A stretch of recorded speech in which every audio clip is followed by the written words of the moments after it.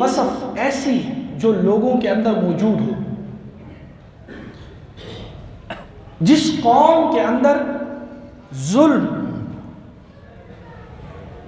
اور امانت میں خیانت اور جھوٹ، ظلم، امانت میں خیانت اور جھوٹ جس قوم کے اندر ہو، میرے رب نے فرمایا وہ قوم اگرچہ مسلمان بھی ہو میں رزق تو ان کو دوں گا لیکن ذلیل کر کے دوں گا.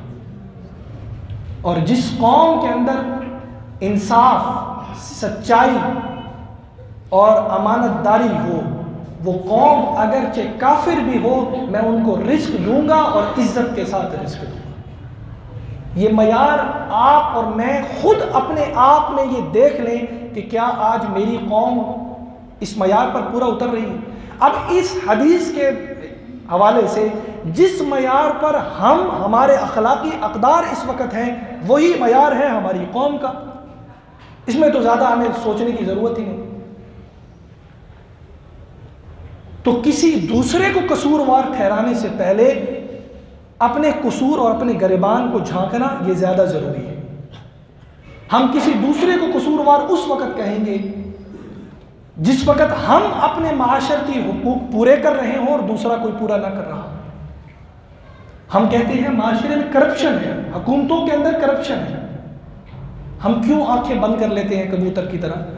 ہم اپنے معاشرے میں نظر کیوں نہیں دوڑاتے کہ ہم میں سے ہر ایک کو جتنی کرپشن کرنے کا موقع ملتا ہے ہم اپنا ہاتھ جتنا چلا سکتے ہیں ہم چلاتے ہیں. یہ بھی تو کرپشن ہی ہے نا. اگر آپ اپنی حد سے تجاوز کر جائیں کہ یہ کرپشن نہیں ہے، اس کو آپ کیا کہیں گے؟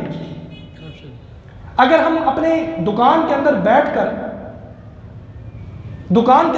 کر اپنے جو قومی فریضے ہیں ان کی ادائیگی نہیں کر رہے تو کیا یہ کرپشن نہیں ہے؟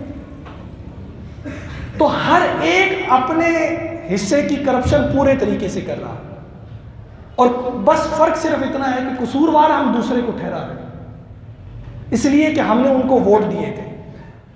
تو جو ووٹ دیا جاتا ہے، ووٹ ڈالنے والا جس کیلیبر کا ہوگا لینے والا بھی اسی کیلیبر کا ہوگا نا. اگر ڈالنے والا وہ یزیدی ہو اور وہ چاہے کہ مجھے حسین جیسا لیڈر مل جائے، کیسے ممکن ہے؟ یہ تو معاشرتی منافقت ہے نا. اگر عام لفظوں کے اندر کہا جائے یہ معاشرتی منافقت ہے کہ ہمارے عمل، ہماری پوری طرح سے زندگی کا دار و مدار وہ اس وقت ایک نیگیٹو امپیکٹ کے طور پر ہے. اور ہم چاہتے یہ ہیں کہ ہمیں معاشرے کے اندر لیڈران ایسے ملے، حکومتی اقدار کے اندر بیٹھے ہوئے وزیران ایسے ملے جو پائے کے عمر فاروق جیسے، پائیوید بستامی جیسے کردار رکھتے ہوں. یہ کیسے ممکن ہو سکتا؟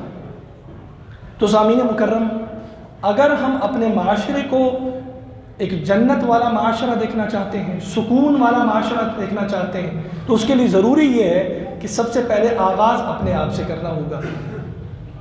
اگر آغاز اپنے آپ سے ہو جائے گا تو پھر ہمیں کسی لیڈر کو ڈھونڈنے کی ضرورت نہیں پڑے گی، کسی کو ہمیں لانے کی ضرورت نہیں پڑے گی. وہ لیڈر ہم میں سے ہی پیدا ہوگا، وہ ہم میں سے ہی پیدا ہوگا. میں پہلے اس بیان کے اوپر بڑے غصے میں بھی، جذباتی بھی ہوتے ہیں.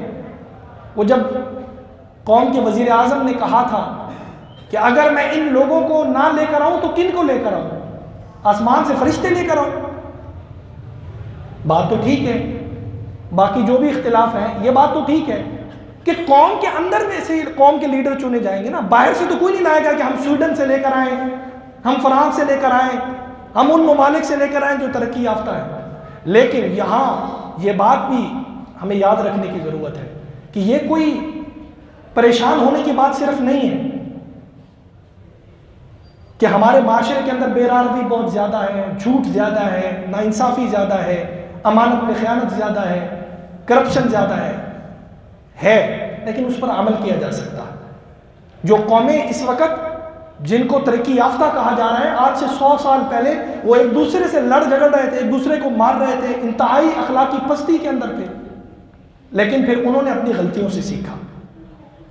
تو ان کے پاس تو وہ قرآن کی طاقت ہے تو صحیح اس پر عمل پیرا نہیں تھے، ہمارے پاس تو قرآنی اصول ہے، قرآنی ضابطہ ہے، حضور نبی کریم صلی اللہ علیہ وسلم کا وہ دین ہے جس کے اندر ماں کی کوکھ سے لے کر قبر کی گود تک کی پوری زندگی بیان کی گئی ہے، ایک ایسی زندگی جو کامیاب انسان کی زندگی ہے، وہ کامیاب انسان جو صرف اس دنیا کے اندر کامیاب نہیں ہے، آخرت کے اندر بھی کامیاب